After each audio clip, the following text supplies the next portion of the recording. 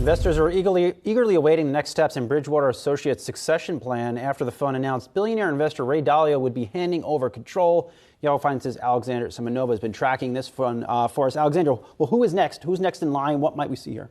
Well, Ray Dalio made sure to put a team that he trusts in place before stepping away. It was a major turning point yesterday, not only for Bridgewater Associates, but also for the broader hedge fund and financial industries, really bringing into focus succession planning and what happens to some of these mega firms on Wall Street when the leaders that we know step away from them. In the case of Ray Dalio, this has been a drawn-out process that has happened over the course of the last 12 years before he was finally ready to let go. Since founding Bridgewater in 1975, he has served as CEO, CIO, and chairman before stepping away from the CEO role in 2017 and from his chairman title in 2021. Over the years, Bridgewater has experimented with some shuffling around of executives at the top before getting to a place where it is now. You can see in a note sent to staff yesterday, that intro line there says it all. It says, "Team, the transition of Bridgewater from Ray is done," really underscoring what a multi-step process that this has been for the firm.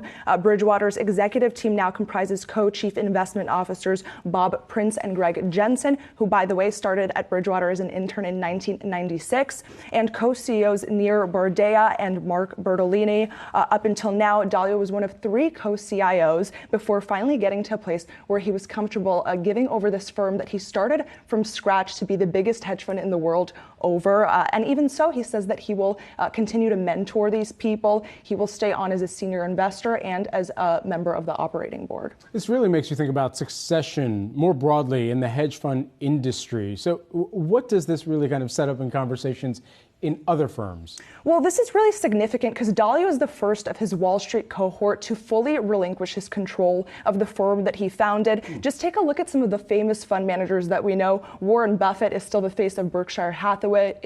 Steve Schwarzman is still in charge at Blackstone at age 75. So this brings into focus all sorts of questions about succession plans, not only from the perspective of these fund managers who are really reluctant to step away from them, but also from the perspective of investors who have been used to seeing these faces manage their money. Bill Ackman, who is of course younger than the names above, in late August just announced a new CIO and successor for Pershing. He made a joke that even though at 56 he still loves what he does and is in good health, he still poses a pie truck risk. So he says that he could step out and get hit by a pie truck, and he has to have a plan in place for what happens to Pershing if that happens. And nobody lives forever, even billionaires. The only people who live forever, it's us 3 at this desk. And they can't even swerve pie trucks if they're coming fast enough.